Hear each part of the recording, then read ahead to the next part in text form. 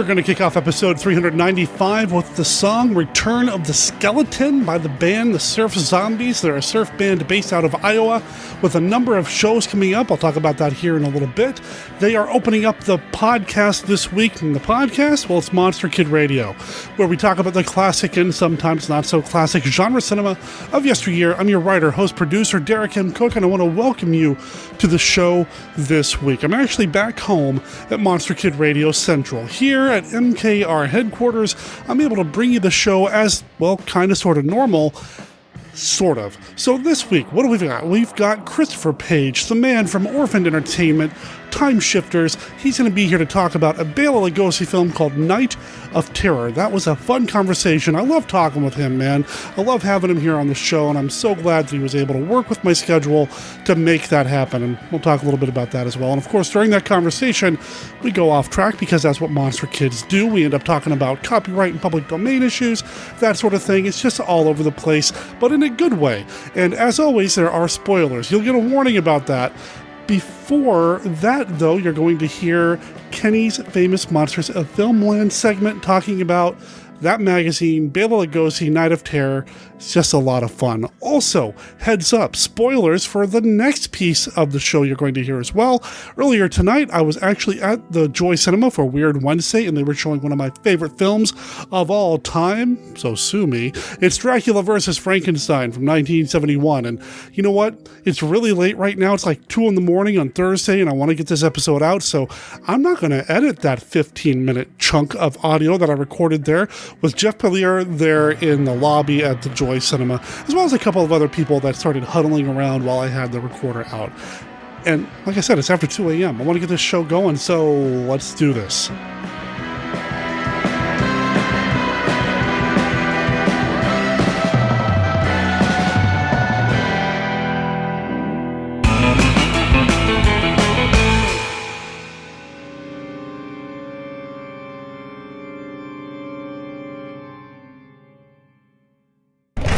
Don't look. Shield your eyes. For on the day you look upon them, you will surely die. House of the Gorgon. Why don't you let us alone? Get back on your train and leave us alone! Rumors circling around. Mysterious happenings at night. Strange noises emanating from the dark. Leave Karlstadt. Leave now and never come back. Stay away from them. They mean you great harm. Starring Caroline Munro as the Baroness. What was the sinister secret she hid beneath her dark spectacles? Martine Beswick as her sister Uriel, malevolent and evil. You would sacrifice all that we've done merely to quench your innate desire for violence. What if I did? Veronica Carlson as Anna, the one woman in the village of Karlstadt willing to stand against these angels of death. I can fight you. We can fight you. Christopher Neame as Llewellyn, a man of faith, locked in mortal combat with overwhelming evil. If we leave them alone, maybe they'll leave us alone. Also starring Joshua Kennedy as the mysterious Dr. Pritchard. And introducing Georgina Dugdale, Gooey Films' latest star discovery, the Gorgon's most beautiful victim. See all of this and more when you visit the House of the Gorgon. Cast you out! Every unclean spirit, every satanic power, in the name and by the power of our Lord Jesus Christ!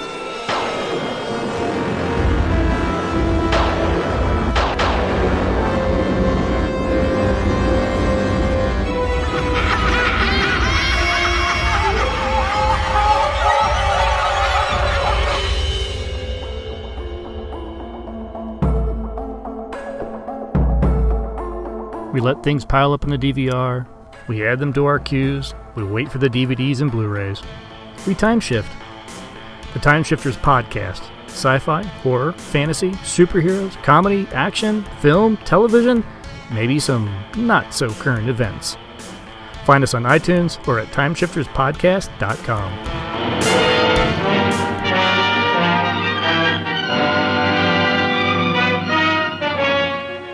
I am Dracula.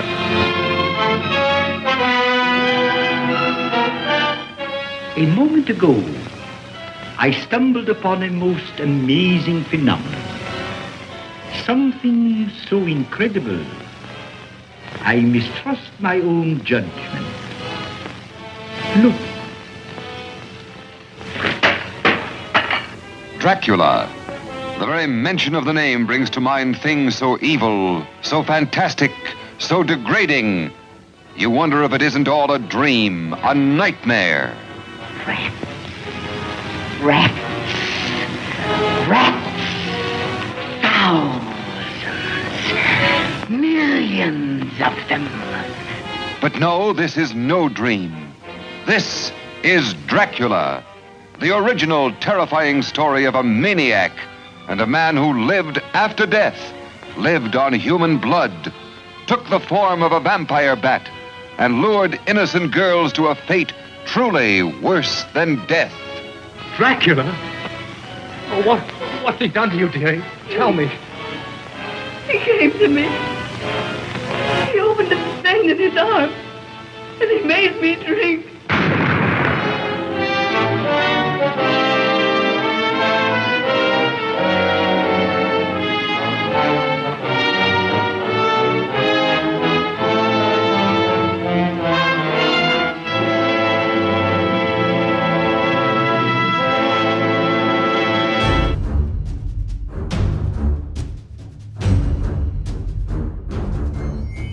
Hello, Monster Kid Radio heads. This week's film, Night of Terror, was named in Famous Monsters 100 as part of the filmography of its top-billed star, Bela Lugosi, who was commonly seen in the pages of Famous Monsters. It all started in issue 1, where he was listed amongst the heroes of horror, along with Lon Chaney Sr. and Jr. and Boris Karloff. Throughout FM's first 191 issues, Bela was featured on 9 covers, most commonly as Dracula. FM paid special tribute to him in issue 92 from September of 1972, which is a must-have for any Lugosi fan. This special issue has 4 articles spanning 44 pages dedicated to Lugosi and features 58 photos, many rarely seen elsewhere. Forrest J Ackerman, in his opening editorial, had this to say about the issue. "We want Bela. We want Bela. All right, fans, Lugosi is here. 43 years after he first donned the cape of Count Dracula on the stage, 41 years after he immortalized the role on the screen, 16 years following the day he was finally laid to rest in Holy Cross Cemetery, Inglewood, California. The King of the Vampires rises again in all his fabled power and glory in a tribute to him truly befitting a king. King Kong, King Karloff, you've sung the praises of the issues dedicated to them and made instant collector's items of them. Now the Luciferian Bela Lugosi receives his due in this issue, which is due to be a sellout." In a special dedication in the letters section of this issue 92, fans who had requested a special issue were mentioned, including once frequent Monster Bash guest Richard Sheffield and Alex Gordon, Lugosi co-star Carol Borland, and the last fan mentioned, Bash perennial and Monster Kid Radio guest Frank Dello Strito. So if you're a Bela Lugosi fan, you owe it to yourself to seek out and acquire Famous Monsters number 92.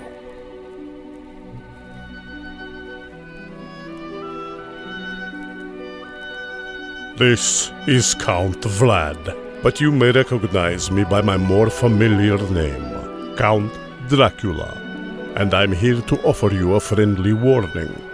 Derek and his guests often get excited, and occasionally this results in revealing key plot points of the movies they're discussing.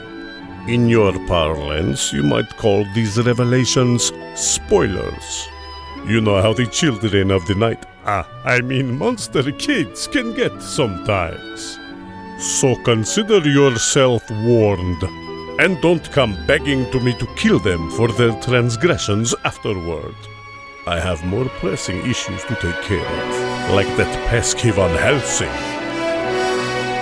Monster Kid Radio listeners, I want to publicly thank this week's guest for allowing me a little bit of wiggle room when it comes to timing. You see, about 30 minutes ago, I had a lot of cat urine all over me, and this week's guest was gracious enough to let me clean up before we start recording. Well, I didn't want that coming through the Skype lines, Derek. Now we had to take Sam and Smoke to the vets, just wellness check and all that, and Smoke does not like to go. So there was a little bit of a delay getting started, but Chris is the man. He understands. Christopher Page. Thank you very much. It feels like it has been forever. I don't think it's been that long, but it feels like it's been forever. Well, Monster Bash, I guess, was the last time. That counts. Yeah, I was going to say Monster Bash counts, but it wasn't like an actual full-on guesting like we're doing right now. So, true. Yeah, I can see that. Okay. Well, how have things been? Things have been well. Things have been busy. We were just briefly talking before we went online here that, there's a lot of adulting going on, and I've been having my own share. Fortunately, none of it has peed on me, but I've had my share. But other than that, it's been pretty good. Right on. How's the podcasting going? You've got like 2, 3, 5 shows going right now? No, thankfully not. No, just the 2. I don't have the time for anything more than that. Mm-hmm. No, everything's been going really just fantastic. Lydia and I are on our 7th year of Orphaned Entertainment now. Congratulations. That's awesome. Considering this was just like this sort of, oh, you know what? No, it would be fun kind of thing. And I can't believe we're still doing it 6 years, going on 7 years later. It's pretty amazing. Just talking about old films not unlike the one we're going to talk about today. You and Lydia have a great rapport and chemistry on Orphaned Entertainment. I just love listening to you guys talk about, even if it's a movie that I know nothing about or I haven't seen, because I try to watch a lot of the movies that are talked about on the different podcasts that I'm going to listen to, and, I don't always have time. But even with you guys, even if I haven't seen the film, there's still this genuine friendship that comes through, and that just makes for a fun conversation. I'm glad that comes through, because even I'll sit here, we'll do the conversation. She's changed my mind on some films just by talking about the movie. I just have so much fun talking with her. I think I sometimes rate some of these movies a little higher than I would otherwise, because I've had so much fun talking with her about it. And then I sit there and edit the podcast, and I'm grinning from ear to ear listening to the two of us talk. Yeah, I'm glad that comes through to other people. That's really nice to know. We just have so much fun doing it. And, I know we both think it's fun, so I'm glad others do too. Right on. And what's the other show? Time Shifters. Time Shifters podcast has been reborn a couple years ago, so we're now, I guess we're on our 2nd year now. Matt Flynn and I have joined forces.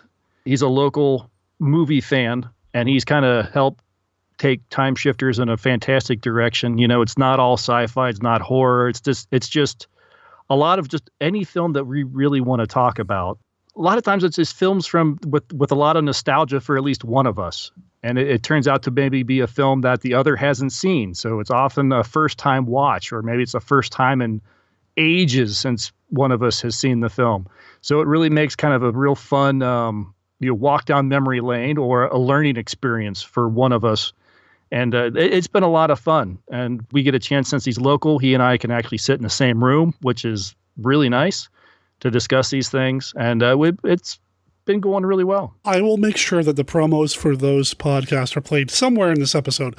Listeners may have already heard one, but I'll make sure they get played here so people can find it. And I'll make sure there's links in the show notes as well, of course. Always appreciate that, Derek. It was awesome to see you at Monster Bash and to chat it up a little bit. And just, we're actually recording the week before the October Monster Bash. Are you going to go? No, I wish. Wouldn't that be awesome? Same here. I'm not going to go, unfortunately. Just can't get out there. And, man, I wish I could. I'm missing my Bash family. Yeah, and I'm a fraction of the distance from it, but it's just a matter of time and money. October's busy. I have a teenage son at home with a lot of school stuff going on. I've got a lot of work stuff going on. And then trying to get away as much as I would like to. It just doesn't work. Yeah, it's a challenge for Monster Kids during October anyway, to add extra events like that. And man, I hope everybody's having a blast. Listeners won't hear this until probably November, so it'll have come and gone by now. And I hope everyone had fun. Exactly. I hope everybody had enough fun for Chris and I as well. Since we couldn't be there, I hope you guys lived it up for us a little bit, just a little bit. Yeah. The Monster Bash family is pretty awesome. They do put on some fantastic shows. I was really hoping to get up to their big movie marathon thing up in Cleveland? Right. I had plans. I was ready to go. I had hotel books and everything, and then life just got in the way, and I had to cancel everything. Oh. And I was like, I was like a week away, and then it's like, nope, not going to be able to make it. Like, oh man, killed me. Well, next summer. Yeah, exactly. Yeah, next summer, the big one with House of the Gorgon and everything else happening next summer. So that's what I'm looking at. I'm trying to stay positive. Yep. Oh yeah, I will definitely be there. Definitely be there next year for the whatever you want to call it, spring or summer bash. I will be there because it has turned into this strange sort of dysfunctional family reunion. I don't even go so much for the films anymore or the guests anymore. I go just to meet up with everyone there, with you, with Mary, everyone from the B movie cast, Rod and Troy, or one or the other are there. Those are the people I go to see now. That's the bash for me. Yeah.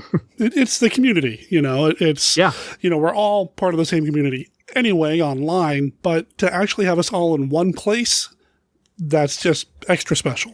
Oh yeah. When you can actually sit down and have a drink and eat some food or just sit around the table and just talk with people, and not always talking about monster movies, not always talking about the things that go on at the bash. Sometimes it's just catching up on things that are going on with life. And that's okay too, because we actually become actual friends, not just somebody we see online. Right. Exactly. So this is the Monster Bash podcast. Thanks for tuning in. Yeah. One thing that I tried to do at Monster Bash with everybody was play around to the Classic Five, and we're going to do it again today on the show. Yeah, okay. I've been nervous about this. I'm always nervous about this. Oh, man, there's no wrong answers. For listeners who don't know, there are no wrong answers. This is a game, an icebreaker. I've got a deck of cards here. Each card's got a this or that. What movie do you prefer better style question. It's a conversation starter, and we're going to play around with the Classic Five with Chris Page. Are you ready? I am as ready as I'm going to be. Card number one. This is actually from the Kaiju deck, which will be in production here soon. Who's your favorite Godzilla foe? Oh, Godzilla foe. If you call her a foe, it'd be Mothra. I don't know what it is. But, if you've got a monster that has a song, I'm a sucker for it. A monster with a song. Okay, so Mothra, Green Slime, the Blob. Yeah. Okay. I was wondering where you're going with that, but yes, they all have songs. Correct. Yeah, I was trying to think of any more, but yeah, okay. King Caesar. Okay. King Caesar has another right in the Godzilla universe has its song. And I love King Caesar. So there you go. Jet Jaguar, punch. Oh, yeah. I don't know what it is. You give them a song, I'm in. I think Mothra and Godzilla have fought at least once, so yeah, we'll call it a foe. Sure. Why not? All right, card number two. We're going to pull. Oh, this is from the Bash exclusive deck. Ooh, okay. What's your favorite man in ape or man in gorilla suit movie? See, these are the ones. Everyone you have on your show is so much better at thinking on their feet and coming up with this stuff. It's all in editing, man. Yeah, and I honestly am not well versed in the man in the gorilla suit movies. It is just sort of like a subgenre of these things that I've never really dived very deep into. I've seen some. To pull out a name or say, yes, that's my favorite, I can't do it. Honestly, I can't answer the question. Okay, well, we'll pull in a substitute card too then, also from the Bash deck. What's your favorite classic horror or suspense television series? Oh, television series. Ooh. Gosh, I mean, the go-tos always things like Twilight Zone or, what was the dark, I'm blanking on the name. Okay. Dark. No, it wasn't. Dark Shadows was a soap opera. That wasn't it. Right. Dark Shadows was the vampire and all that stuff. No. Oh my gosh. I can't believe I can't think of it. Is it an anthology show? Yeah. It was like things like, it was like a Twilight Zone or Outer Limits, but it was the more horror themed. Oh, I can almost see the opening in my head, but I can't. Hey, I'm just going to cut in here real quick from the post-production edit, and Let people know that Christopher and I actually spoke afterwards, and it was Tales from the Dark Side he was thinking of. Tales from the Dark Side. All right, back to the recording. All right. We'll pull the third card from our core deck. Third and last, yeah. So here we go. What's your favorite Bela Lugosi role? Oh, okay. This is an interesting one. Bela Lugosi role. This is actually kind of a fun because I've been trying to fill in a lot of gaps with Lugosi, trying to find some of the films that I'm not as familiar with and everything, and kind of watching some of his stuff. And he's done some fantastic stuff. But I still, if you're just asking for like my favorite Lugosi role, I still have to fall on Dracula. It's the iconic one. He's done better films, or maybe he's done better roles, or had better parts. But I mean, come on, that's Dracula, and I can't. How do you beat that? I would do almost anything to have had a chance to see him play Dracula on stage. How amazing would that have been?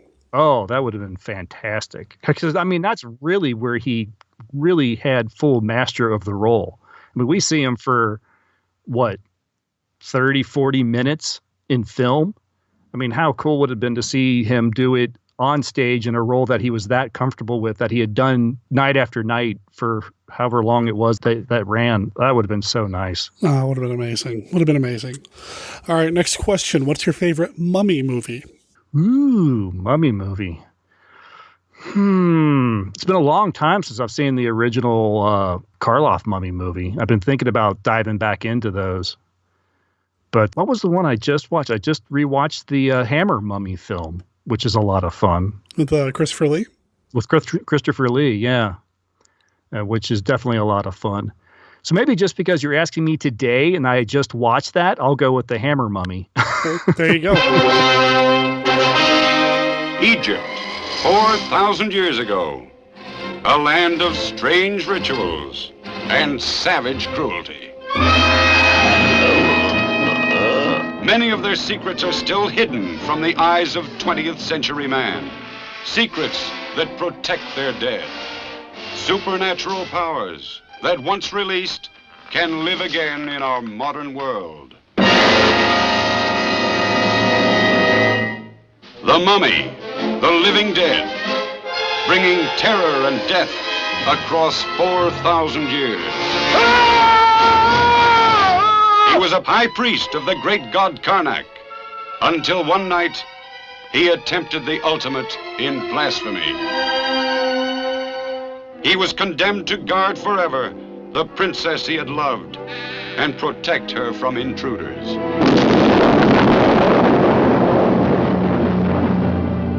Go now. Go and destroy those who desecrated the tomb of our princess. He who robs the graves of Egypt dies.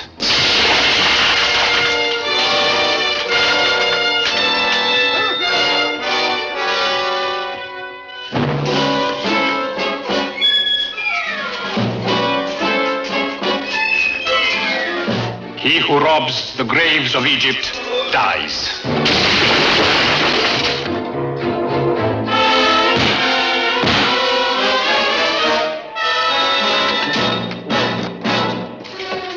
And it has been a while. Yeah, it has been a while since I've watched. I guess it was about 2 years ago. I went through all the Universal Mummy films, and it's been a long time since I've done the Hammer films. I've been thinking about diving back into those again. Well, they're fun. And they're short, so you can get through them pretty quickly, too. Yeah, exactly. All right, next question. What is your favorite Ray Kellogg film, The Giant Gila Monster or The Killer Shrews? Oh, I think I have to go with Gila Monster.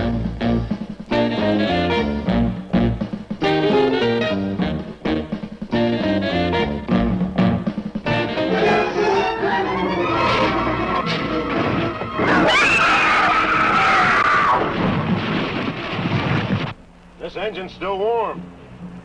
Say, did you see the skid marks out here? They go at a direct right angle to the direction of travel.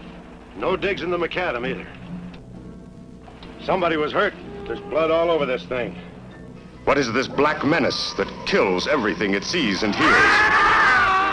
No human mind could imagine the enormous destructive power of this maddened, killing thing. if you're young people in love, look out. If you're driving a lonely road, you're as good as dead.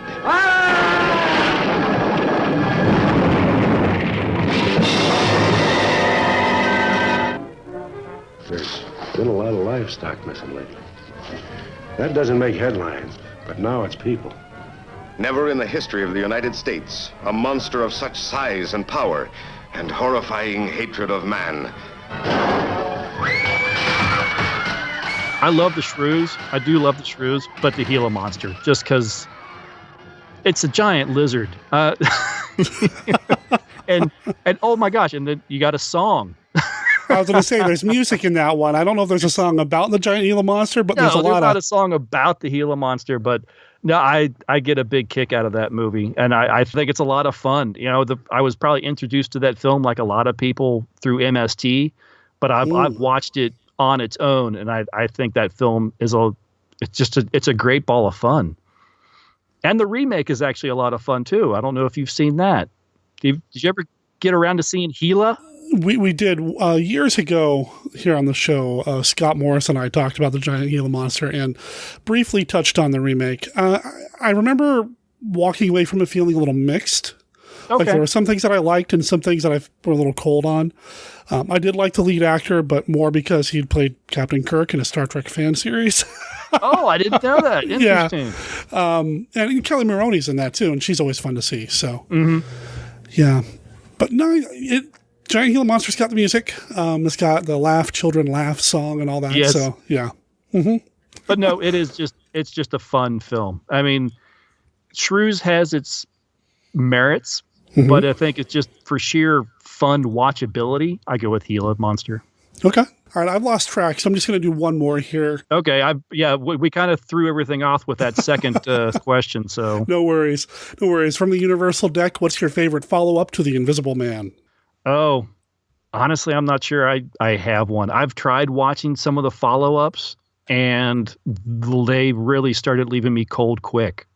I mean, they go into the comedy, they go in, the Invisible Woman, and it's the Invisible Woman. Yeah. Yeah. They lose me real quick, and they like lose the Invisible Man real fast. It's almost like I struggle to even call some of them follow-ups, other than they have the word invisible in the title. Yeah. I think the second one is an actual sequel, the one with Vincent Price and John Carradine. The Invisible Woman, nothing to do with it at all. Yeah. And I think the other ones also are pretty. They might have like a same name. Wasn't it like the Invisible Spy, or they did? There is the Invisible Agent. I do like that one quite a bit. Okay, but it's very different. Very different. Right. Yeah. I tried to kind of get through and started watching those, and I have to admit they were struggling to keep my attention.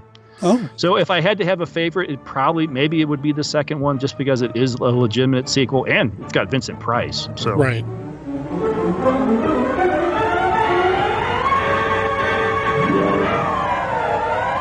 Fear of the unknown, the unseen grips the populace. As a human being made invisible and insane by a potent drug, preys on the citizenry, intent on vengeance. Prison walls cannot hold him. Scotland Yard cannot stop him. And while science works frantically, while a loved one waits and hopes, the invisible hands of a condemned murderer deal out death and destruction. Inspector, I don't understand. Jeffrey, he's invisible. Why can't I see him? Oh, he's here, is he? Catch him, Inspector. He wants to kill me. You can't go upstairs. Look what I do. Don't be afraid, darling. I can leave any moment I like. Take care of yourself, darling. I'll be all right. Helen, don't look at me like that. Jeffrey, he didn't kill Michael. Oh, didn't he? That shows how little you know, dear old Richard. I'm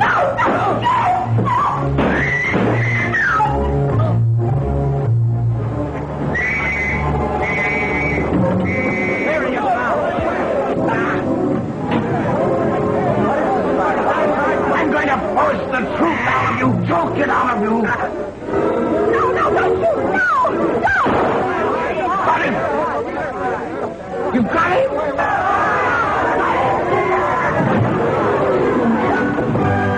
Okay. We'll take it. Yeah. All right, so that was an awkward attempt at playing the classic five. Yes.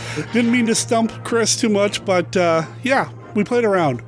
Yes. You win. Well, like I said, some of the people on the show, like yourself, you guys have this ability to just pull some of these things out of your head and think so fast on your feet. I'll listen to this episode again. Maybe 20 minutes later, I'll think, oh, this is what I should have said. No worries, man. No worries at all. It's an icebreaker. It's a way to kind of warm things up, and it's fun to do, and listeners Absolutely. seem to dig it too. You mentioned Lugosi earlier, and that's the man whose film we're talking about today, kind of. He's got top billing, but he's not in the movie all that much, unfortunately, because I love him in the film. Mm-hmm. It's a film from the pre-code era, A Night of Terror, 1933. It is pre-code, I believe. It's been credited as pre-code everywhere I can see, and it does make sense, although it doesn't have some of the hallmarks that you kind of look for in the pre-code. If you really dive into it, you can definitely see where the Hays Code hasn't really come into play yet. There's a few things that are almost to the point where like, oh yeah, that's pre-code, but yeah, there's nothing on here that is, or in here that is just a flat out, okay, this is what makes it pre-code. There's a lot in this movie where it's almost like that. It's almost like a Poverty Row film, but it never quite gets to that point either. Columbia distributed it. I don't know. It exists in this weird spot. Like it could have been a bigger production, but it wasn't so far down Poverty Row that it's mixed feelings from it. I don't know if I'm making sense here. No, you do. And you're right. It does have that weird sort of feeling where, because you have like an anchor like Bela Lugosi, who was fairly popular at the time. I mean, he was coming off of Dracula in 1931, just 2 years prior to this. Mm-hmm. He was working like a dog over these years, apparently to pay off a lot of debt, is what I've read. Right. And yeah, he does get top billing. Obviously, the studio did that for a reason, because they knew that name would be a draw. But then the rest of the cast is a lot of these not quite stars, but people you recognize, people you've seen in other films, but they're not the big stars. They're not the headliners. And then so that's exactly where this film sort of falls. It's not going to open the double feature kind of thing. Yeah, I think the only other face that I was immediately drawn to and recognized right off the bat was Wallace Ford. Sure. Who was in a couple of the Mummy sequels over at Universal. And you mentioned Lugosi just working like mad. I mean, he shot this, in the evening while shooting another movie during the day. Right. So, I mean, he was working hard. And we were talking about his theatrical work earlier. There were plenty of times in his career where he would be doing stage work. And then when he wasn't on stage, he was actually shooting a film somewhere, same time. And would oftentimes bring the cast from one to the other and vice versa. I mean, it was just crazy how much this man was working. Mm-hmm, mm-hmm. It was both, I think, a kind of a double-edged sword for him, because apparently he had issues that he had to pay off, so he was working to get the money. But I think having to work this hard is what made him kind of maybe fall into a little bit of some of the substance abuses that he suffered from, just to kind of keep moving. Yeah, and it's unfortunate, but yeah. On the plus side, we get a whole lot of Lugosi in the early 30s. You really do. And even if it's a character like Dagar, like he plays in here, which is pretty one note and not really in the film too much, he's still charismatic. You cannot stop watching that man when he's on screen. No, he is imposing when he's on set. He's got an air about him. He's fantastic. He looks like he's very healthy at this point still. Mm-hmm. So he's standing very tall. He looks very fit. He's energetic. Even if it's just him screaming, "I forbid it." It's like, oh, I mean, there's force behind that voice. And yeah, he's just in great form. Yeah, he cuts a very imposing figure in this, and the way he's costumed, and like you said, the way he stands. I mean, he is trim. He's fit. He could take anybody out. He's the man here. He's not the Bela who is working for peanuts practically over at Poverty Row. I mean, he's eating well. He's treating himself right. He's not dealt with as many demons as he would later in his life. Just fun to watch. Fascinating to watch. Absolutely. And then Wallace Ford, like I said, it's the only other name that I recognize. But you spend a lot of times over on Orphaned Entertainment watching a lot of Poverty Row, public domain, stuff that's kind of slipped through the cracks. Did you recognize any of the other actors and actresses in this film from any of the films that you watched for that show? Yeah, I recognized Sally Blaine. Liddy and I have seen her twice before over on Orphaned Entertainment. We saw her in a 1932 film called The Reckoning, where she played a girlfriend to a guy that was involved in like not a mob, but involved with a crook who tried to convince her boyfriend to go straight. Kind of interesting film, also pre-code, so you get a lot more pre-code in that particular pre-code. Okay. And then we saw her again as the lead female in Phantom Express in 1932. So two films prior to Night of Terror. Okay. Both in 1932. Phantom Express, she's just a girlfriend. She is the lead, but she's like the romantic interest in the film. The Phantom Express is not quite as phantom-y, ghost-like as you might think from the title. It's more of a crime drama. Well, you mentioned Sally Blaine, and I went to go look. I wanted to know more about her, so I just pulled up her Wikipedia page while you were talking about those titles, and she was a silent film actress, it looks like, a lot. Mm-hmm.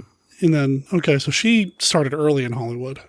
Yeah, very early. What does it say? She started in like 1917? Wow. When she was a child. She was a child actress, and then kept with her career until, I think, until her death. Or at least until retiring right prior to her death. She was in a film in which she appears in skimpy lingerie, and I just did a Google image search, and oh my goodness, you can see her shoulders. Oh my gosh. And wow, how risque. Yeah, I think I should correct myself. I think she retired sometime in the 50s, but she stayed with us until the 90s. So wow. I think she just retired, but she was definitely a very prolific actress. Wow.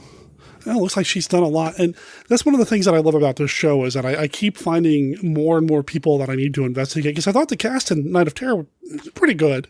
And I'd like to know a little bit more about the careers of some of these people.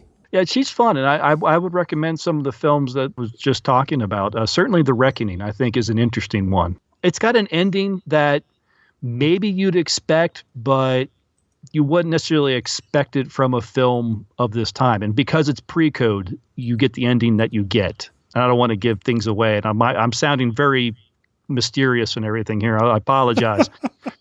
But because it's pre-code, because it's so early, it makes it an interesting watch. Okay.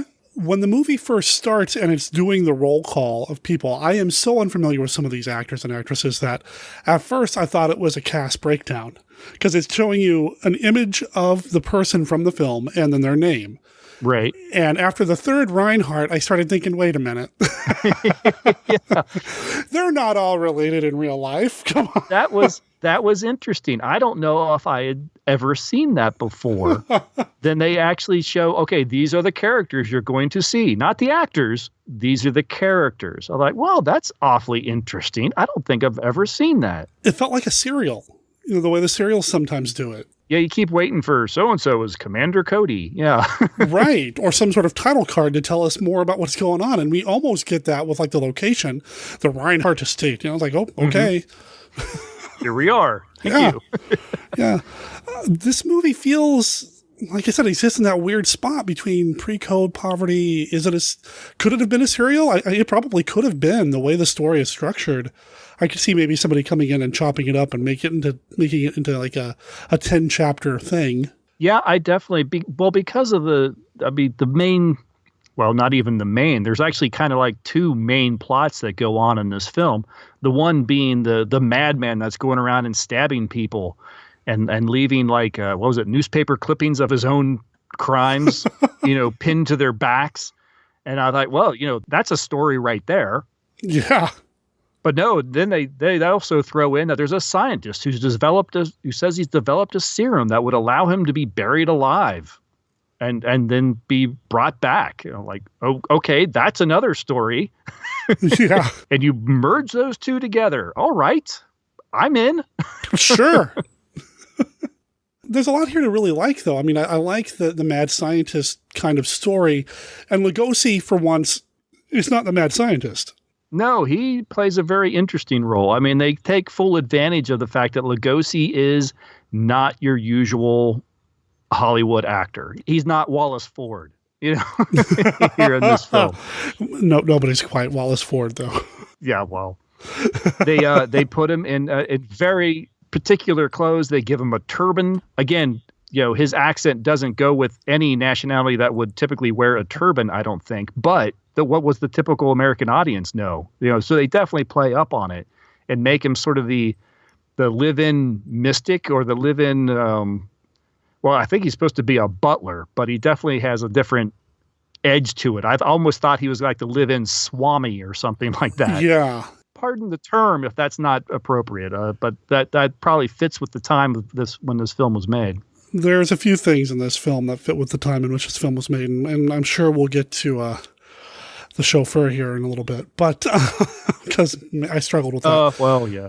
That is a little unfortunate. Yeah, and it's not even Manton Moreland style quality. Anyway, in the show in the past, I've talked briefly about how I believe it's Gary Rhodes who's kind of broken down most of Lugosi's film careers into certain categories. The vampire, the foreigner, the mad scientist, that sort of thing. And in this movie, he is solidly in the foreigner role where he's got the accent and he's a little bit weird and a little bit different, but he is just the butler. He's not really manipulating a lot of things. He's not really responsible for a lot of what's going on.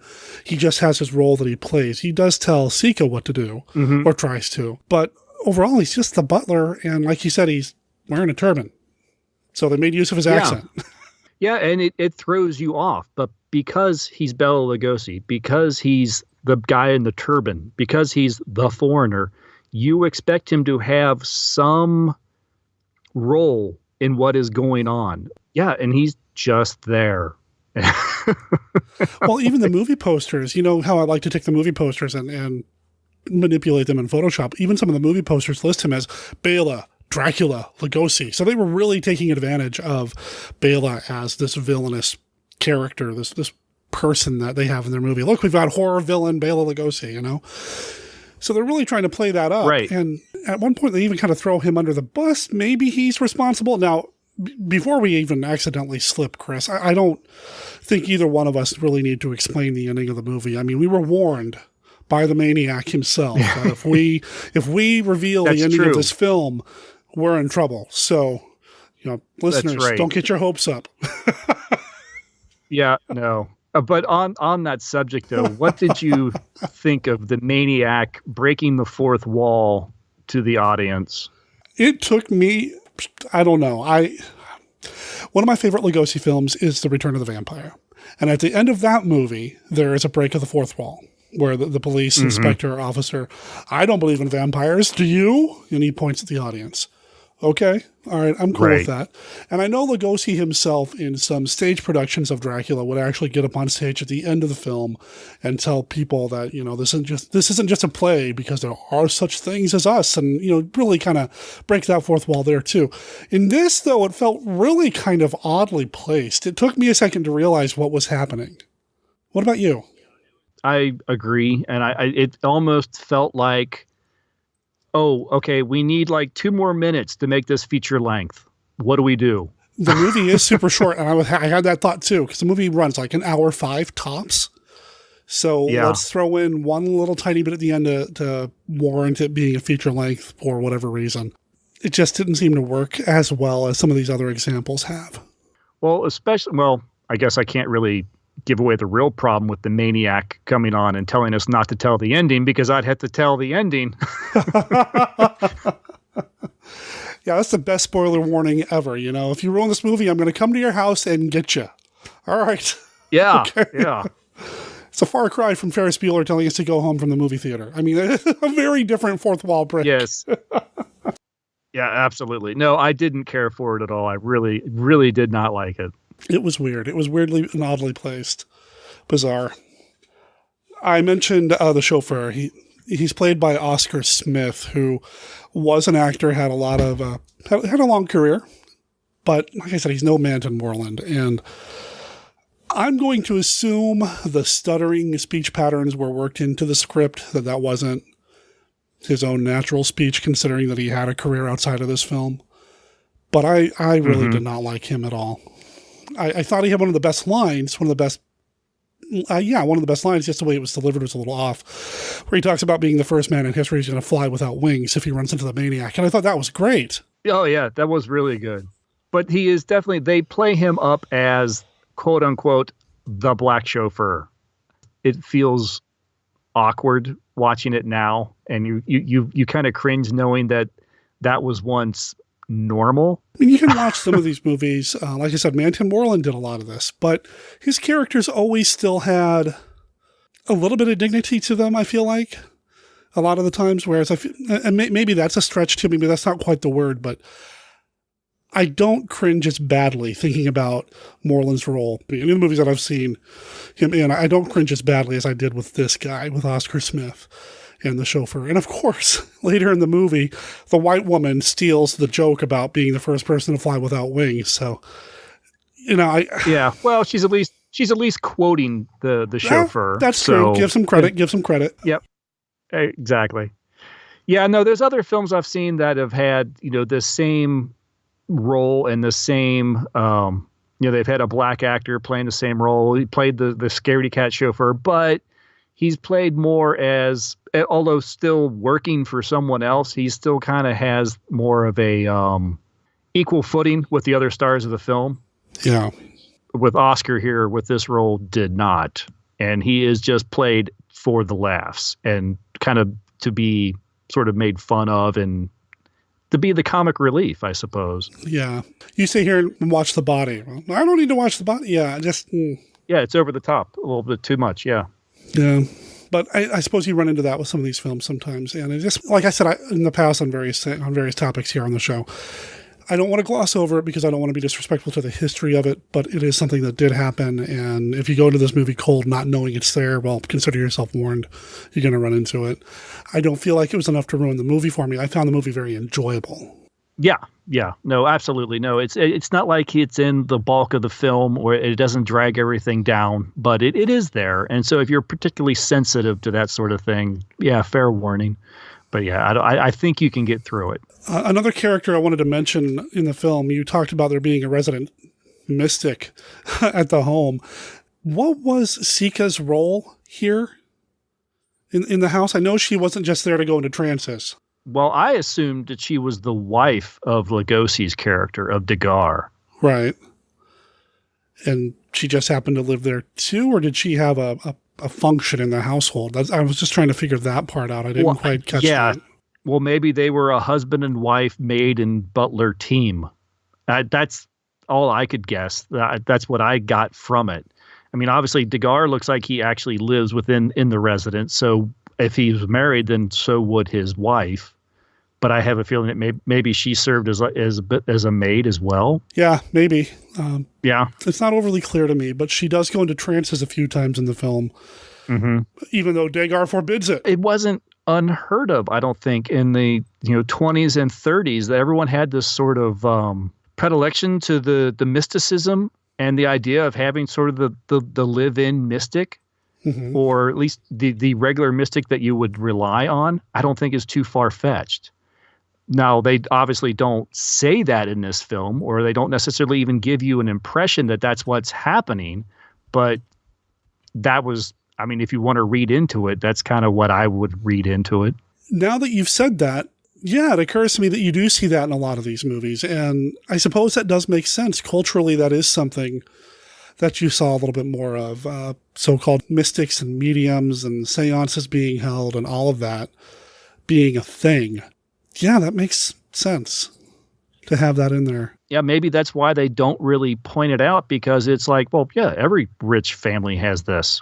Why would we bring it up? Obviously, this happens. Sure. Maybe it is a slice of the time. Well, she's played by Mary Frey, who has no other acting credits to her name. Some crew work in the 30s as well, but not much. So didn't do a heck of a lot. Well, I can't honestly say. I mean, her role here was fine. It was serviceable. I wouldn't say that if you had told me that she went on to do Academy Award work or something like that, maybe I'd be surprised. But the knowing that she did nothing, I can't say that it surprises me. She was a serviceable actress for the role, but it wasn't like, oh yeah, I watched this film for Sika or anything. So she was married to another actor named Clay Clement, who I know nothing about, and that might have been a reason why she stopped acting too, depending on when they got married. Yeah, oh, absolutely. Yeah. So who knows? Yeah, but nobody else really in the cast really stood out to me. And even the director I don't know anything about, Benjamin or Ben Stoloff. Yeah, it's a name I recognize, but it wasn't anything that just like, oh yeah, that guy. Just because it's that very odd name, it just sticks out. So I'm knowing I had to have seen his name come up on the screen sometime before, but I wouldn't be able to tell you exactly when or why. Yeah, it stands out for sure. And it looks like, I did a little bit of digging on him. He did a lot of work in the 20s as well. So I'm assuming he worked in the silence, which would kind of make sense. There's a lot about this film that does feel like it's staged like a silent movie. So I could see that. Yeah, no, it definitely does have that feel. And that's, again, I mean, although by the 30s, you're probably, like a decade into the sound pictures. But yeah, there's still those holdouts, the directors and the producers. And you can definitely see that silent touch to them. That said, there are a couple of really cool camera shots in here that I really liked.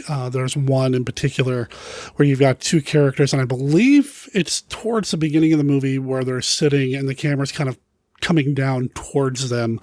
So I think there's some innovative stuff happening here, which makes sense. The cinematographer was Joseph Valentine, who did Rope for Alfred Hitchcock and did a lot of Alfred Hitchcock work. So that makes total sense to me that some of the camera work is pretty solid. Yeah, no, I know the scene you're talking about. Yeah, it is. And that's whenever you see the camera not on the floor, it's kind of surprising in this time, in this age of filmmaking. So that was really neat to see. There's a couple other little bits. The first time we see Lugosi, it's not like a particularly inventive shot, but it's still brilliant. When you hear the rap at the door and they open the small little door and it's just Lugosi's head glaring through the peephole or whatever. That was his great. Eyes are as wide as he could make them. Yes. Oh, I mean, that was, what fantastic introduction. Well, the way the whole movie starts is pretty dynamic. I mean, you've got that, but up until that point, we're getting basically one info dump, but it's this narrative dump is being done over the course of numerous pairings of characters. It's this weird game of telephone almost. Yes. And it's really cool. It's very well done. I think that's my favorite part of the film. I think that's what really pulled me into this film. It was kind of one of these things like, oh, it's Lugosi, I'll give it a shot. And then, the first 3 minutes of the film, I mean, honestly, I could probably turn it off after that. But that info dump is fantastic because you get all this information about the maniac, this killer that's going out. But it's all done with, 6, 7 different cuts of different people. You see the maniac do his crime, and then you'll see somebody about, like reading the paper. Oh, the maniac is at it again. How many has he killed now? And then it would cut to another scene, and someone would answer that question. And do they have a description of him? And then you'd hit the police going, known as, he's been seen as a man of, with a crazy face. And and they just keep jumping and filling it in one scene after another with these different people. It's a brilliant little piece of work there. I don't know whose brainchild that was, but that was fantastic. Very well cut together, very well paced, and a very interesting and innovative way to get the information across without just showing us a newspaper headline and expecting us to read something and then kind of get filled in that way. I mean, it really kind of communicated to us what we needed to know, and that it was a bigger problem than just something happening in one little small area. I mean, everybody knew about it. Everybody knew about the maniac with the misshapen face and the slouch hat. Everybody knew about it and was able to talk about it and give that to us as the audience in a very natural way. And I like that a lot. Yeah, no, because think about what were the other options. I mean, it would, like you said, it would either be the spinning paper and with the headline, or it would have just literally been someone talking to someone else. You'd have maybe Mary Reinhardt reading John the paper and filling it all in. And like, how exciting would that be? They take something that could be incredibly boring and frankly has been done in many films, and they make it actually a almost kind of exciting little 30 seconds to 60 seconds of film. It works out really well. There's a lot of stuff at the very beginning that makes it stand out from different types or different movies of its type of this era, from the way they do the opening credits with the introducing the characters to even that fisheye kind of look for displaying the title on the page or on the screen, on the page. displaying the title on the screen. That was pretty unique, too, that they were doing more than just slapping the words on the screen. They were actually paying attention to how they were presenting the text. Again, something that I don't expect or associate with movies from the early 30s. And this is something that, going back again, Orphaned Entertainment again, Lydia and I have found is there are elements of some of these films where you see that this was someone that was going to go on to do something else or had the potential to. Whether they got a chance to or not, maybe they didn't. But a lot of times we see these, if maybe not these particular people, maybe it wasn't this cinematographer, although you said this cinematographer went off to do and work with Hitchcock, so obviously he did something right.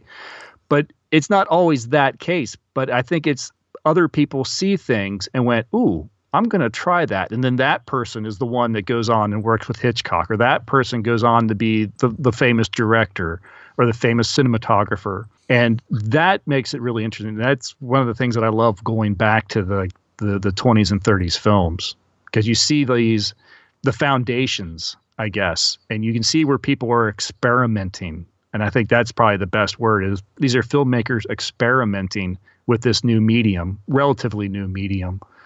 All this is what now we've grown accustomed and we're used to, that we don't even notice.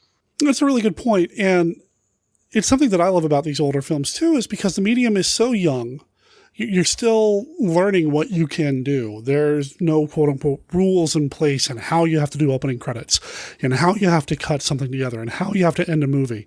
There's no standard in place. So people are just forced to come up with something on their own, and you get some really neat stuff out of it. Yeah, absolutely. I don't know if this film's in the public domain. I kind of doubt it because it is a Columbia Picture release. Are you aware? Do you know? I see it occasionally posted here and there going, Bela Lugosi, Night of Terror, public domain. But I would take that with a little bit of a grain of salt. Maybe it is not technically public domain, but maybe it's a film that's sort of ignored or maybe somewhat abandoned. But yeah, you can find it out there. I watched it on Amazon Prime. It's free on Amazon Prime. Mm-hmm. And a lot of times that happens with a lot of public domain films. Amazon will put it, oh yeah, it doesn't cost us anything here. So here, have a film. But I have seen it posted in other places as well, YouTube and that sort of thing.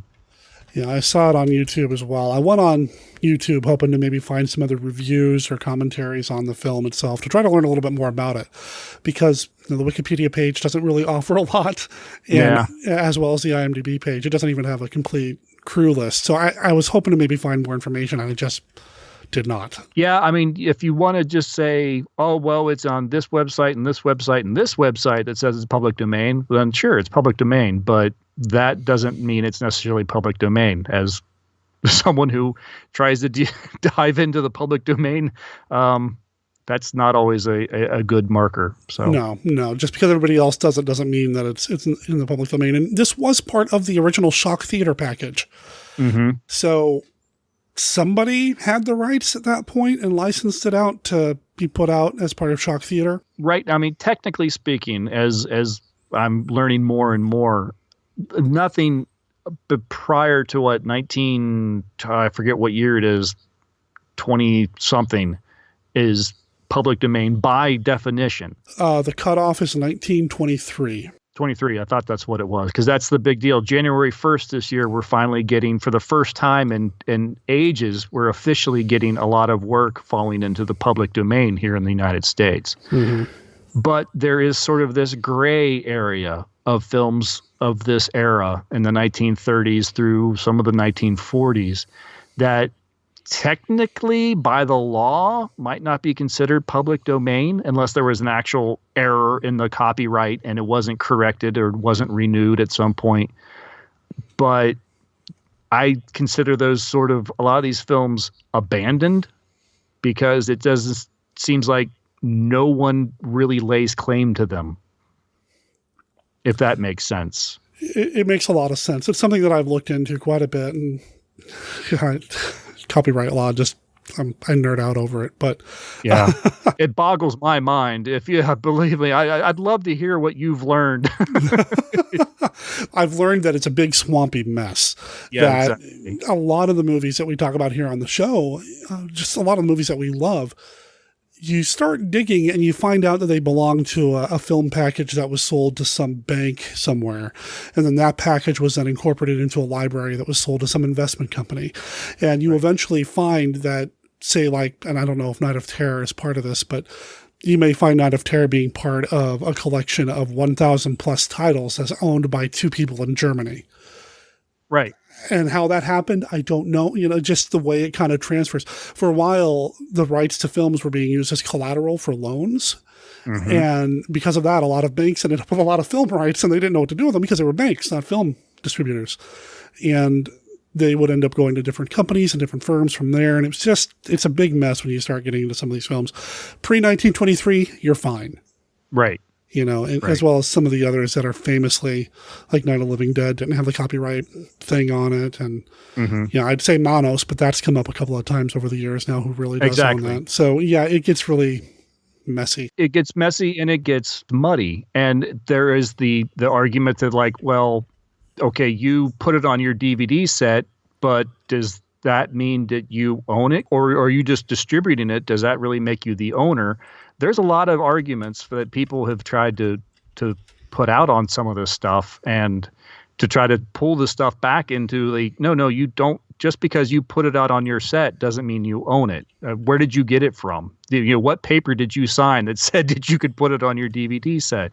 That kind of thing. That's one of the reasons why I changed our introduction. When I introduce every show on Orphaned Entertainment, I say it's the home of public domain and abandoned media, to kind of give us the wiggle room, because in case. Sure. So maybe some of the films we cover aren't technically public domain, but who's really asking? That's totally true. I know that, and people who have been on the show, friends of Monster Kid Radio, who do hosting on YouTube, well, not necessarily for YouTube, but have posted their hosted programming on YouTube where they're hosting a public domain film. The person who's currently distributing that movie will then come in and put a copyright strike up against that person saying, no, it's ours, even though the movie's in the public domain.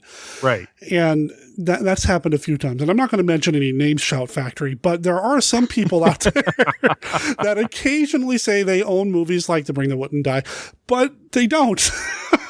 Yep. No, absolutely. I understand. And YouTube is a big, I mean, we host a YouTube channel. Orphaned Entertainment has a YouTube channel where we post a lot of the films that we've covered or are going to cover. And, the problem with some of these abandoned films and some of the legitimately public domain films is then those films have been glommed on by somebody else or sampled. I get copyright hits for somebody that has sampled audio from a film, but it's in some song or it's in some other movie. And like, no, it's not yours, because YouTube can be very aggressive in their, I mean, it's just a bot, I think. A lot of it is that. They claim they're getting better, but a lot of it is that. Yeah. Yes. And sometimes it's just whoever said, it's mine first. Yeah, exactly. And it turns into a thing.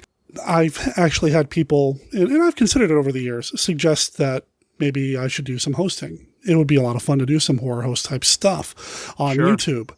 But I'm kind of terrified that that would happen. And I don't need a copyright strike or two on my YouTube channel. Right. Yeah, exactly. When you have so much of your actual content that is in no way anyone else's but yours, you don't want someone coming along and putting black marks against you and potentially losing everything that you have. Right. No, I understand completely. Yeah. While we were talking, I've pulled up the copyright website, the U.S. copyright website, and did a search for Night of Terror, hoping to find something. The online catalog only goes back to 1978, but even then, there are 25 listings for Night of Terror, and there's been at least one other film with that name, so who knows? Yeah, exactly. And a lot of those are maybe just like we've been talking, where it was just packaged along with 1001 scary movies, DVD sets or whatever. What's it? Mill Creek Entertainment I think is one of the big ones. Right. But do they really own it? Who knows? But yeah. It's just been shared a lot. Yeah, I'm looking at one listing now. It's one title, along with 1,482 other titles in a library or a collection owned by Paradise Films and some company in the Netherlands that I'm not going to try to pronounce. Yeah. So, yeah, who knows? Yep, exactly. So we've sidetracked quite a bit. The reason I'm asking about that, folks. I cut myself off from talking about copyright stuff, but people have said, no, that's interesting. Keep talking. So I'm leaving all this in.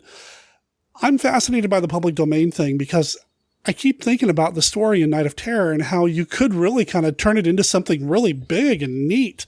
Could you adapt it as an audio drama? Could you redo the film? I think there are some interesting elements here that could be expanded upon and exploited a little bit more. But there's no way I'd even touch it if it wasn't in the public domain, and that's what I was wondering about. Yeah, no, I completely understand. Yeah, like we said, I mean, there are two really good stories that are actually smashed together into a okay story. Right. Either half of this film would be interesting in its own right. So yeah, you could definitely expound on that. Did we talk about what the mad scientist is trying to do? Did we mention that at all? I mentioned it briefly. That he created a serum, and I do like this aspect of it. And I wouldn't even call him, well, in the end, you find out he's kind of a mad scientist, but not in the way that you typically think of mad scientists. But he's created a serum that supposedly will allow him to, well, be buried alive and to be then brought back or to be woken up. And his idea is that this could be used for men at sea if their ship sinks, or miners if there's a cave-in. They would be able to take this and be effectively in a state of suspended animation until help can arrive. I thought, wow, that's a real interesting take on or idea that I had not ever heard of before. I thought that was really neat. Yeah, I liked that a lot as well. That you said earlier that you mentioned it briefly, and that's about as much as the movie does too. It doesn't spend a lot of time exploring that too much, which is unfortunate because that's a really cool idea. Well, outside of the fact that he's bringing a lot of contemporaries in to see him do this experiment and to validate his work, but it is just this little, how is that useful? Oh, well, tell that to a guy caught in a cave-in or, trapped at sea. Like, oh, okay, that's interesting. But that's all it gets beyond that, as far as why he's doing it. Right. Yeah, it's too bad. It could have been explored a little bit more. But like you said, they smash it into this murder mystery thing with the maniac. Who is the maniac? Why is he going around killing people? And it kind of dilutes both stories the way they've been mashed together. But it's still enjoyable. I still had fun watching it. I mentioned Wallace Ford earlier, and his interactions with the woman he's flirting with, I think, are a lot of fun. So I had fun with that, especially during the hat sequence when he accuses her of having a bunch of gentlemen callers over. Look at all these hats. Oh, well, they're mine. Oh, yeah? Well, let's try them on. I thought that was a fun little scene. Yeah, it was cute. I thought he was a little too much. And again, I hate to keep saying of this time or anything, but he plays a reporter, and he's very much the newspaper reporter. He's just, it doesn't fall too far from so many other newspaper reporters that are kind of staples of films of this era. And honestly, for the next 10, 20 years, I mean, you see this stuff into the 40s and 50s, I think. That is a trope of a lot of these lower budget films, two of the Poverty Row horror films, which is what made me think Poverty Row with this, right down to there's news, I'm going to go to a phone, and he goes running off to the phone. It's not his phone. Yeah. It doesn't matter. Right. It's not his house, but he's going to go to the phone, and he's got the right to the phone. Right. Well, okay. I mean, that's what they did in these films, I guess, and I don't know if that's how it was, but, it was just enough to tell the editor that you figured something out. You didn't have to go home and write it or anything. It was just enough to call it in. I got a news story for you. Yeah, I got a story. The maniac's killed again. Yeah, at the Reinhardt estate. Yeah, same stuff. Okay, bye. Wait, that's it? Give us a little more, man. Yeah. Overall, I had a good time with the movie. Yep. It's fun. If anyone's curious what exactly makes this sort of pre-code, the only thing that really pegged it for me was the bumbling cops.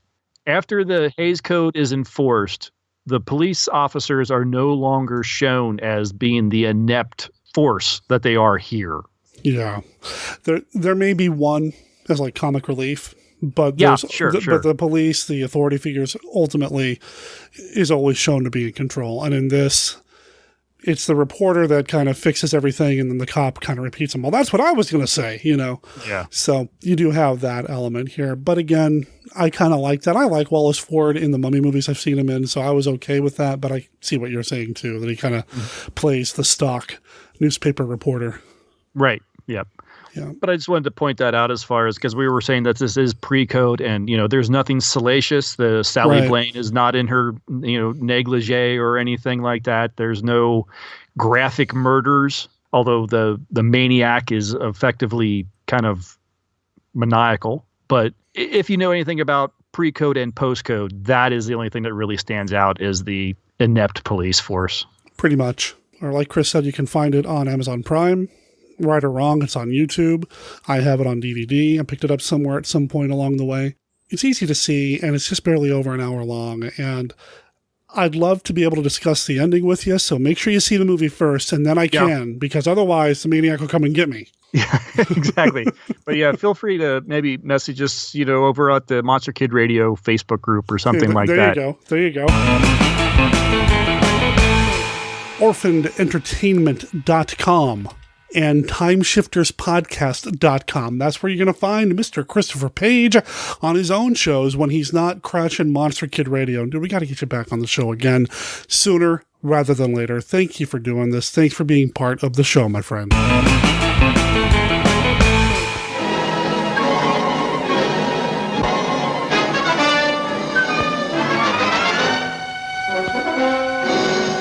There's an enemy spy at large, an invisible man. It's amazing. Oh, you will be of great help to us. Who is this terrifying Phantom Commando? What is his amazing mission? See The Invisible Agent, suggested by H.G. Wells' Invisible Man, starring Ilona Massey and John Hall, with Peter Lorre, Sir Cedric Hardwicke, J. Edward Bromberg, Albert Basserman, in the most amazing story of our times. Stop!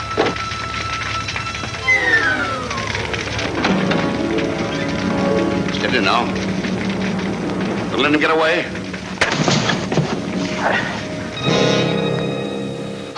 Gesundheit. Who is there? How did you know I was going to England? I didn't, but... So the trap was all set, eh? Frank, how can you talk like that? Oh, what's this? It's full of hooks. Oh, they're tearing into me.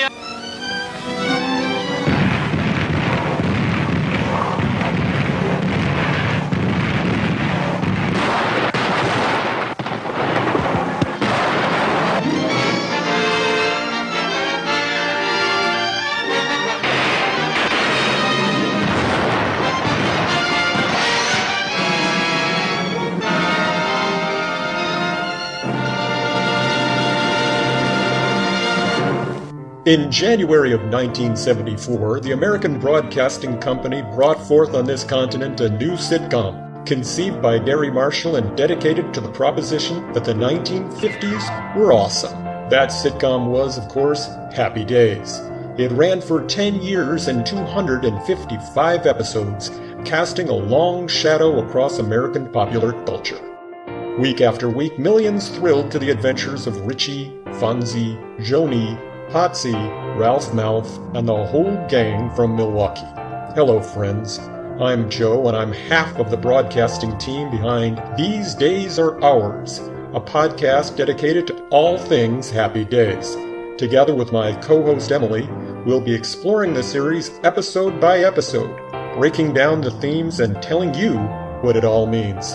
You can join us on this journey by visiting thesedaysareours.libsyn.com. Just like the original Happy Days, we'll have new episodes every Tuesday. Be there or be square. A remote Pacific island, where an expedition of world-famous scientists investigate incredible rumors of its fantastic mysteries and discover barren volcanic mountains surrounding strange green valleys. mammoth caves that breed giant mutations, vampire plants that devour humans. But most astounding of all, the tiniest women in all creation. Sacred beauties of a lost tribe which worships a monstrous creature.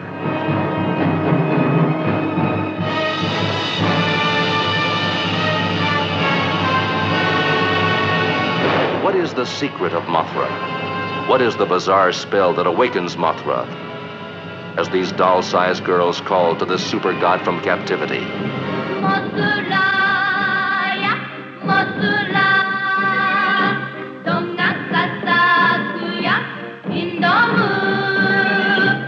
Mothra, whose revenge is more devastating than any man-made weapon.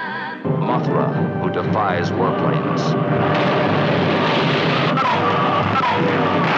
Wrecks ocean liners. Smashes dams and bridges. Mothra, creating hurricanes. Mothra, enveloped in a shell that no human force can penetrate. Mothra, indestructible, all-powerful, indescribable. What kind of creature is this god monster, Mothra?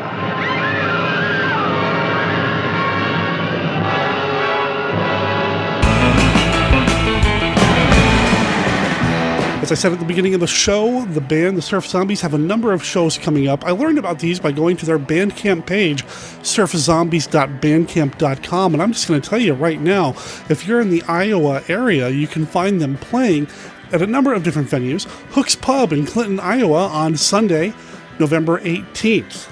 On December 1st, they're going to be playing at the Replay Lounge in Lawrence, Kansas. On December 7th, they're going to be playing at Ribco in Rock Island, Illinois. December 21st, they're going to be playing at the Big Grove Brewery in Iowa City, Iowa. And December 28th at the Gas Lamp in Des Moines, Iowa. Like I said, you can find them at surfzombies.bandcamp.com.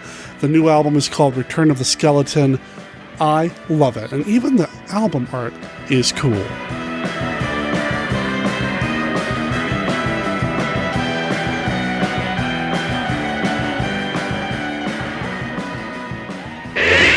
The green slimes are here! Hello, Christopher. What insanity are you up to today? Oh, hey, Lydia. I'm downloading some movies. What? People are always telling me that's illegal. Not these. They're all public domain. Oh, look, Rescue from Gilligan's Island. Well, let me see what you're doing. Oh, you're at archive.org. Well, they have thousands of films, TV shows, commercials, radio shows, and books available. Yeah, but there are so many. I wish there was a podcast or something that would discuss these things. You know, give us an idea of what's worth the time. Christopher, there is. We do one. Oh, that's right. We host Orphaned Entertainment. Once a month, we pick something and review and discuss it. That sure is nice of us. Sure. Why don't you click over to Orphaned Entertainment and remind yourself a little more about the show? Oh, will do. Let's see, that's at orphanentertainment.com. And yeah, it looks like we're available on iTunes and Stitcher Radio. Oh, hey, can we review the Gilligan's Island movie someday? We'll see, Christopher. We'll see.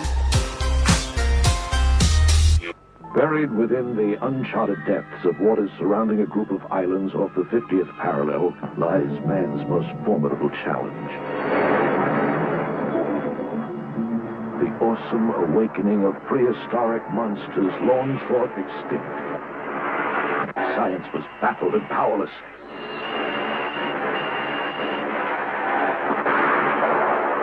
A terror-stricken humanity knew that it was on the brink of total destruction.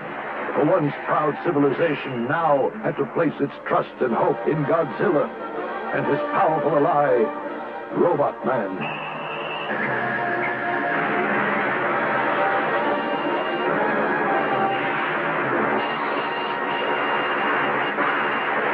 In concert, they would fight this evil in a duel to the death.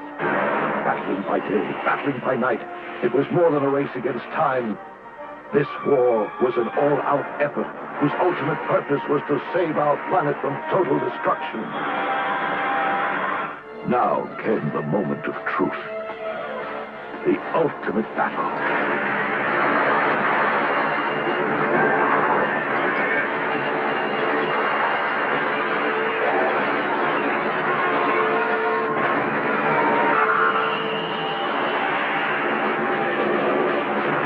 Titan against Titan, giant against giant in the most spectacular battle yet.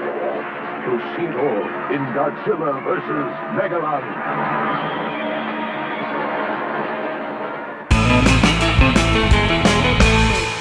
Okay, I'm going to go ahead and drop in the raw audio that I recorded at the Joy Cinema. Spoilers ahead for Dracula versus Frankenstein. They have never lived before as they live now. One man has already died, the other was never born. Both exist in a world between life and death. Both long to be human. Neither can ever be. Dracula versus Frankenstein. 10 dead men's bodies were used to fashion Dr. Frankenstein's infamous creature. Tens of dozens of victims have kept Count Dracula alive for 3 centuries. Only one of these beings will survive their meeting. Dracula versus Frankenstein. Brand new thrills, brand new horror, brand new shock. Dracula versus Frankenstein, in color, rated GP.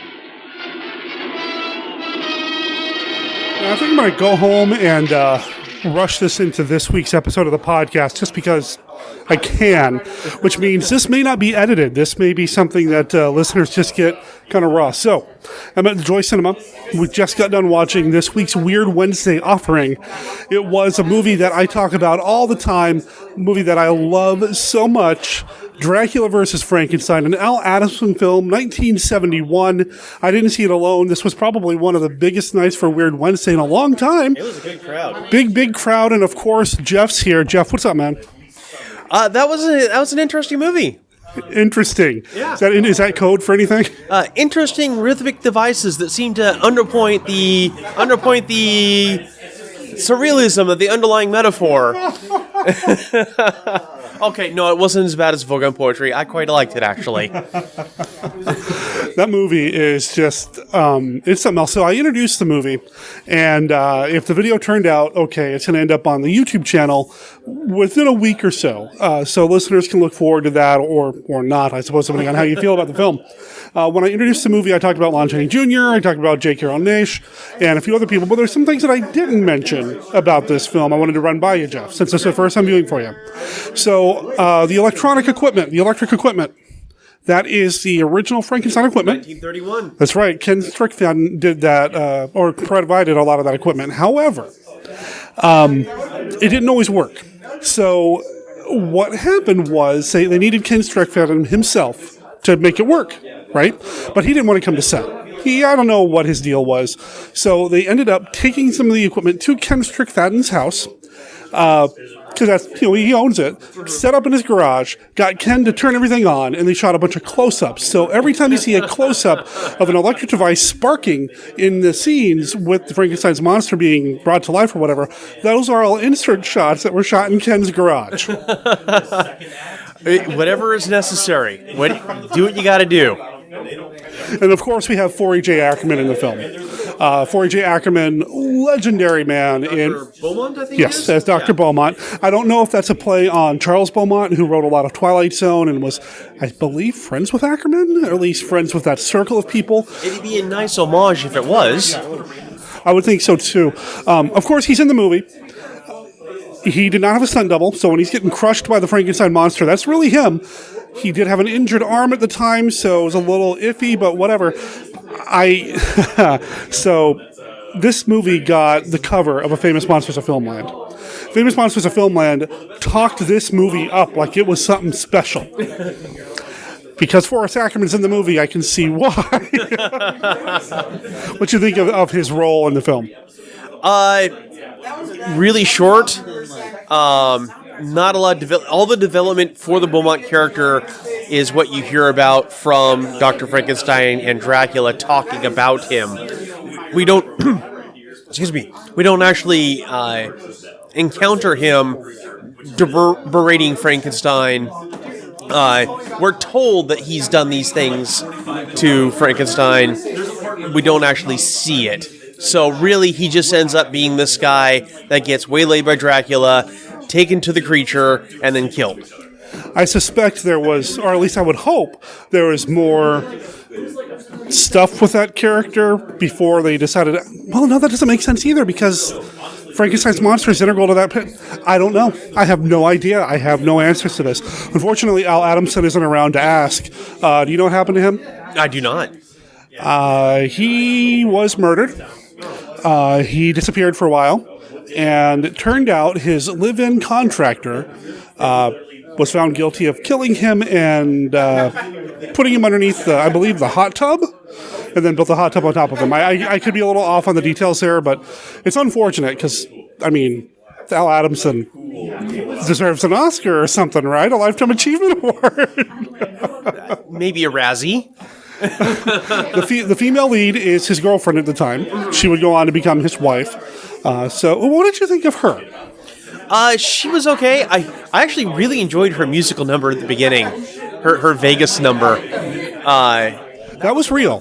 That was real. That was something that she used to do. That was a real routine. She was a showgirl type. No wonder she was so well practiced at it. Otherwise, I like that she cared about her sister enough to go looking for her. At the end, clearly, she's going to need some serious therapy.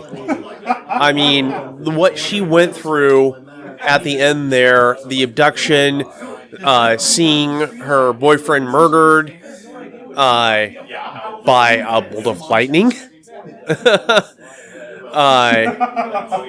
And the creature and Dracula fighting over her, she's going to have some issues.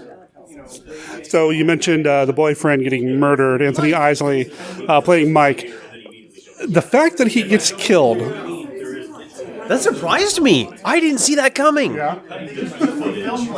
I don't think it was actually Anthony Isley that was filmed running away. I think it was somebody else in the clothing. But yeah, that was kind of out of the blue, I thought. But fun. Did the change in Dracula makeup, did you notice that? Yeah, it got really Halloween-ish at the end, and I don't mean Halloween the movie, I mean like someone putting on Halloween makeup for Halloween. It went from I thought, a really neat look for most of the movie, and then towards the end there, it just looked like it was put on in front of a bathroom mirror. Now, that's until Dracula dies, and they do, they cut away a few times, so they can have it age. I thought that was actually really well done. Really? Okay, so... The disintegration scene. So the disintegration scene, very interesting. Al Adamson didn't want to do that. This was something that Sam Sherman came up with. He was the producer. And the way they shot that, there's not a lot of makeup. In fact, there's very little makeup involved. Most of that is just dirt and leaves they found, or strapped out a camera and smeared all over his face and then lightened his hair. It was effective.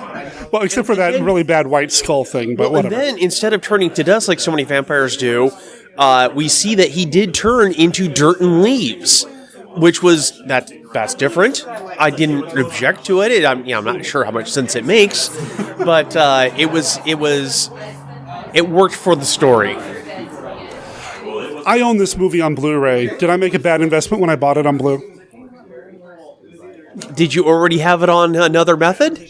Yes, I had it twice on DVD. Yeah, then you probably didn't need to buy the Blu-ray. Oh, you were so wrong, Jeff. Oh, man, I would buy this on Blu-ray, man. I'm not big into replacing a movie I already own in a different form.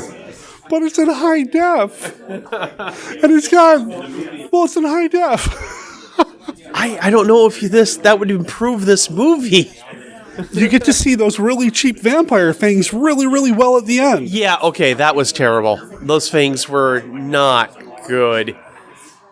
I loved the ring, though. I love the Dracula ring. And I like the ring on the end there. They end on the ring, and it's kind of giving the idea the ring is right by the ashes, not ashes, but the sticks and dirt of the body, kind of giving the hint Dracula could return.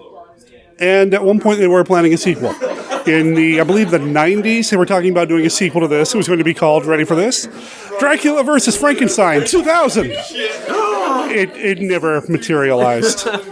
Bummer. Oh, man. Did you want to say anything about the movie? Well, just that when you made the statements about the film and all that, you mentioned William Lava. There was one, you mentioned the cereals and all, but there was one other thing that you didn't mention that I thought he was the replacement for Carl Stalling for the Warner Brothers cartoon. Yes, he was. William Lava did a lot. He was known in the genre circles for a lot of the serials, but yeah, he did a lot of the Looney Tunes stuff. He had a very long career. Tons of music by William Lava. No, you're absolutely right, man. What, have you seen this movie before? No, I'm one of those that read a lot about it, saw the pictures and stuff like that, so I pretty much knew it. What did you think? That long pause. Yeah. I think I might have tried once, maybe after the musical number. The next thing I knew, the end.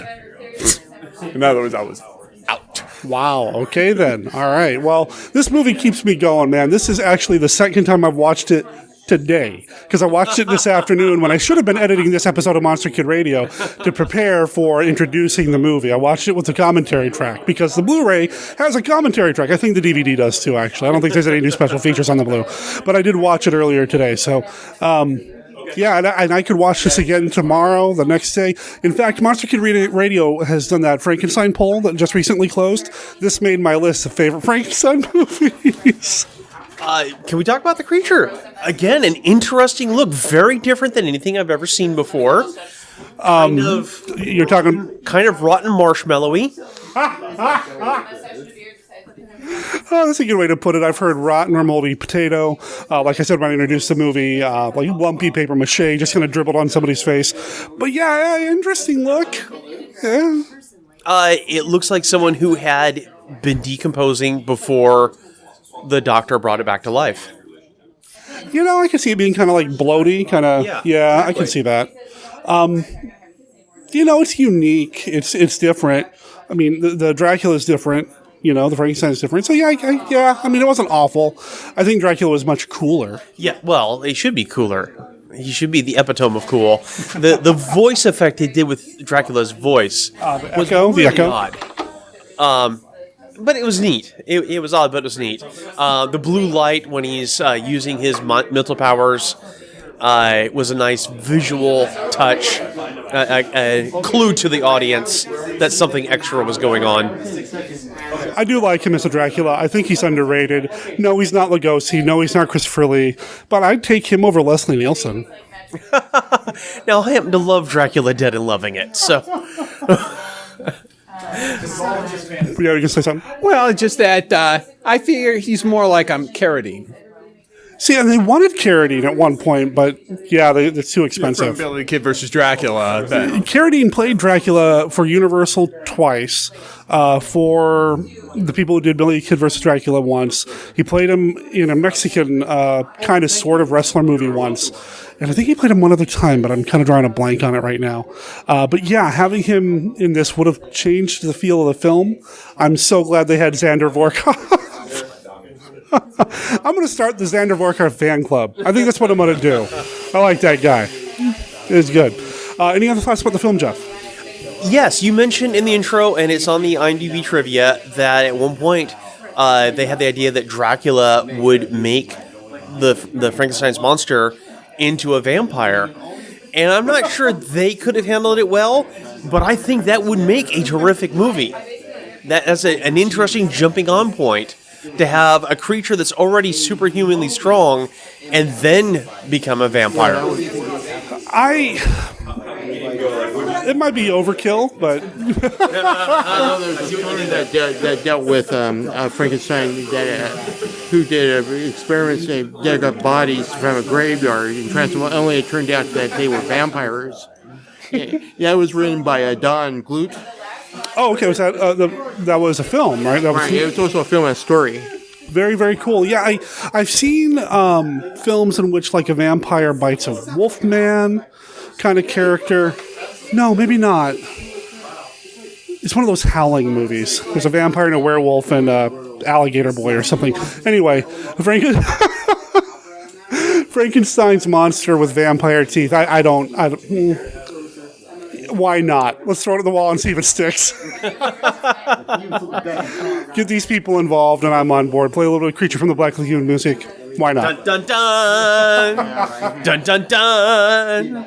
The Blu-ray does have the original second ending, I guess the first ending, the original ending with the Dracula character, and it has nothing to do with that church thing or anything like that. It was after Lon Chaney gets shot and he falls down and they're running around the roofs and all that stuff. So, I mean, that was there. Honestly, I probably could have ended there. I didn't need all the stuff in the church, but it did give us the really awesomest, that's a word tonight, way to destroy the Frankenstein monster. Yeah, it's a real Black Knight experience. This actually came out before that. Really? Yeah. Okay, so the Monty Python boys were fans of Dracula versus Frankenstein. So on the commentary track, the producer Sam Sherman says that at one point when he was working for William Gaines, the publisher, he had a desk across from Terry Gilliam. So I don't know if he's implying that Terry Gilliam got inspired for that or what, but yeah, this came out before that, so I thought that was just tearing Frankenstein apart at the seams, just pull him apart, just give him a good tug, and he's done. Yeah, as soon as the first arm came off, I'm going, it's only a scratch.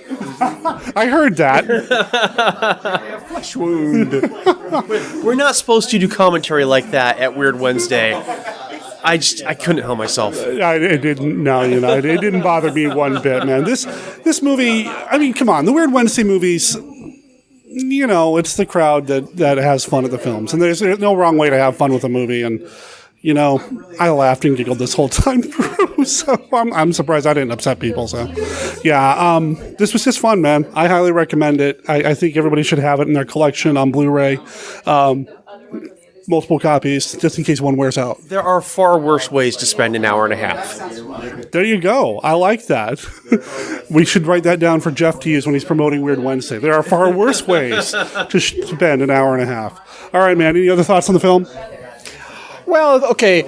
The creature, the first thing that came to my mind was, I think it was Revenge of Frankenstein, the Hammer sequel, that the face is kind of like similar to that. Yeah, a little bit, yeah. A little bit. And the death of Dracula here kind of reminded me a little bit of Christopher Lee in the first The Horror of Dracula, where, down and... Yeah, definitely. I did like the way Dracula went out, despite the pasty white makeup. Did like it went out. So, anyway, that was Weird Wednesday. Far worse ways to spend an hour and a half. That brings us to the end of the show this week. Thanks for listening and being part of the Monster Kid Radio audience, whether you're a new listener or you've been around from the very beginning. I just appreciate you downloading me and putting me in your ears to talk about classic monster movies. I had a blast this week. Big thanks to Ken. Big thanks to Chris. Big thanks to you. You can always learn more about Monster Kid Radio over at monsterkidradio.net, where you can find our contact information. Our email address is monsterkidradio@gmail.com, and our voicemail line is 503-479-5657. That's 503-479-5MKR. If you want to call in about anything you heard this week or in any of the previous episodes, please feel free to call that in. Or if there's any events coming up that you want other Monster Kids to know about, I'd like to share that with people here on the show as well. For example, if you're in the Portland, Oregon area, later this month, the Hollywood Theater here in Portland is showing the original Nosferatu with a live pipe organ playing. It's going to be amazing. It's on Saturday, November 24th. 2 showings, 2 p.m. and 7 p.m. I'm going to the 2 p.m. show, and I've already bought my ticket. I recommend you do so as well. Head over to hollywoodtheater.org. And theater is spelled with an R-E at the end. Anyway, there'll be a link in the show notes. I do have a little bit of feedback that I'm going to sit on because Brenda's not on the show this week. We're going to have her on the show probably next week, and then we'll start going over the emails that I have sitting here in the Monster Kid Radio email box. Of course, at the website, you can also find a link to our Patreon page, our Facebook group, our Facebook page, just everything we've got going on. That's your primary source. That's where you're going to go for all things Monster Kid Radio. What's coming up next week? Well, okay. I introduced Dracula vs. Frankenstein earlier tonight, and we talked a little bit about that here on the show. I'm currently wearing a Bela Lugosi shirt. I just mentioned the Nosferatu screening coming up. I'm in a vampire mood, so why don't we keep that vampire vibe going next week on the show? We're going to talk about the classic Hammer film, Horror of Dracula. This is the story of Dracula, a creature who destroys all whom he touches. Dracula the terrifying, the feared, who sleeps in the tombs of the dead by day and arises at night to inflict his terror upon the innocent and the unsuspecting. You must help me. You must. You're my only hope. You must. I'll help you. I promise.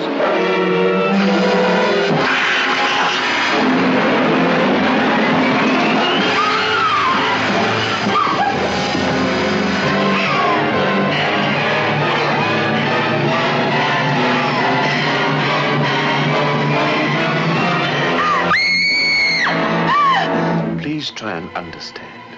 This is not Lucy, the sister you loved. It's only a shell, possessed and corrupted by the evil of Dracula.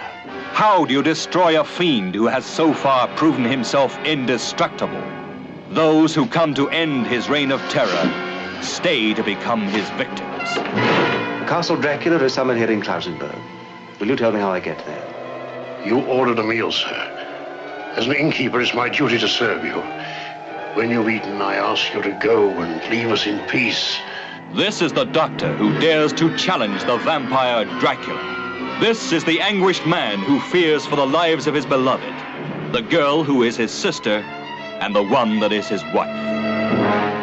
Dracula, the bedeviled master of all that is evil.